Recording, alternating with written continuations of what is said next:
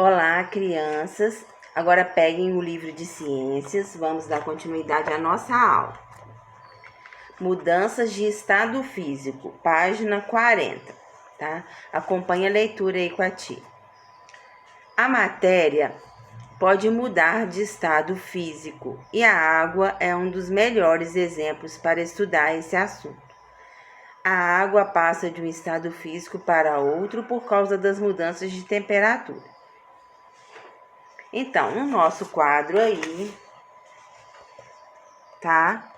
Nós vamos iniciar fazendo a leitura. Solidificação, fusão, vaporização e condensação. Na solidificação, colocada no congelador, onde a temperatura é bem baixa, a água transforma-se em gelo. Essa passagem da água do estado líquido para o sólido é a solidificação. Aí depois, ao lado, nós temos outro quadrinho, que chama fusão. Depois de um tempo, fora do congelador, o gelo derrete. É a fusão. Isso acontece porque ele passou de um lugar frio para um lugar mais quente. Então, houve uma inversão, né? Quando a gente congela, a gente coloca água líquida e ela se transforma em gelo. Na fusão, é a passagem do gelo para o líquido, o retorno. Embaixo, vaporização. Quando a água ferve, ela vaporiza, ou seja, transforma-se em vapor d'água, por causa da temperatura alta. É a vaporização. O vapor d'água é invisível quando a vaporização é lenta e recebe o nome de evaporação. Então, olha só, nós já explicamos isso na aula passada, aquela fumacinha que sai quando a gente aquece a chaleira com água, uma panela, que começa a ferver a água, sai aquela fumacinha, isso é chamado de vapor d'água, tá? A vaporização, passagem da matéria do estado líquido para o estado gasoso. Ao lado, temos condensação. O vapor de água, ao encontrar uma temperatura mais baixa, muda do estado gasoso para o estado líquido. É a condensação.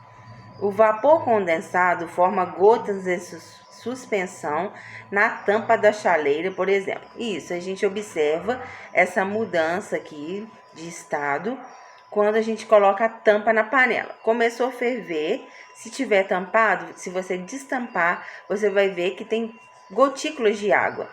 Isso aí é a condensação, porque a tampa da panela ela está numa temperatura mais fria. E aí forma essas gotas, tá? Se tiver destampado, vai ser o vapor d'água, né? Vai sair em forma de fumacinha. Então, podem fazer o teste aí, observando. Quando a mamãe estiver fazendo o almoço, vocês pedem ela para pegar, destampar a panela e olhem aí essa condensação. Então, condensação é a passagem da matéria do estado gasoso para o estado líquido. Continuando na página 41.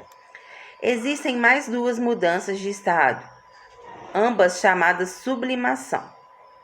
É a mudança que ocorre quando a matéria passa do estado sólido diretamente para o estado gasoso e vice-versa. É o que acontece com o chamado gelo seco. O gás carbônico no estado sólido que passa para o gasoso. O mesmo ocorre com a cânfora, um produto usado para impedir a proliferação de traça nas roupas. Então, aí ao lado, nós temos uma figura, tá? Que chama o gelo seco, né? Dessa explicação. É o gás carbônico em estado sólido que passa por sublimação para o estado gasoso, tá? Então, mudança de estado de alguns materiais. O mercúrio é um metal que a temperatura ambiente se encontra no estado líquido. O mercúrio só passa para o estado sólido abaixo de 39 graus Celsius negativo. O mercúrio em estado líquido é utilizado nos termômetros clínicos. Seu volume varia de acordo com a temperatura. Daí a possibilidade de medir a temperatura pela variação do volume do mercúrio ao longo da escala do termômetro.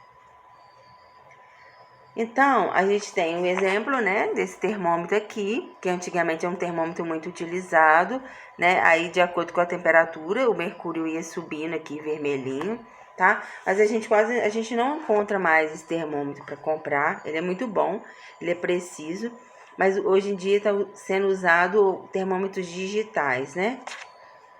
Assim, pensam que é para facilitar a vida, porque esse aqui era de vidro, né? Ele quebrava, às vezes se deixasse cair.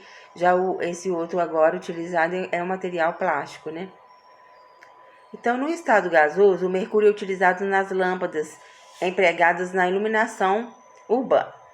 O ferro é um metal sólido à temperatura ambiente. A mesma coisa acontece com o alumínio, o cobre, o ouro, a prata e outros metais. Mas quando eles são aquecidos a alta temperatura, acontece a fusão.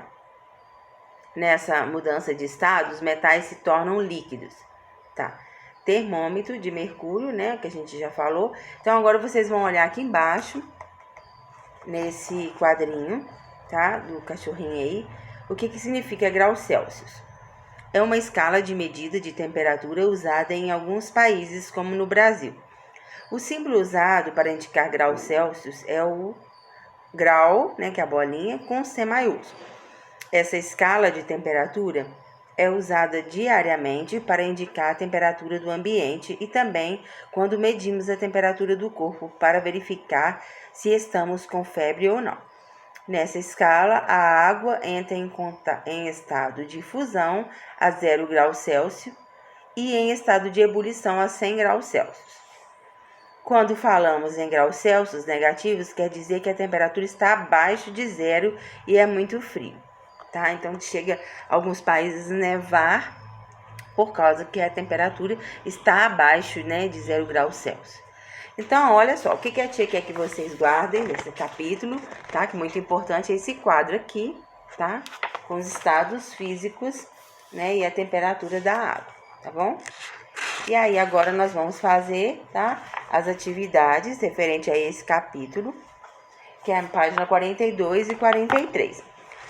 Não tem dificuldade, é só acompanhar aqui, retorna no início do capítulo, lição 2, tá? Da matéria da Terra, releia essa matéria, os estados físicos da matéria, tá? Está na página 39, tá? Do nosso livro, que aí vocês vão conseguir responder com facilidade essas perguntinhas aí, essas atividades, tá bom?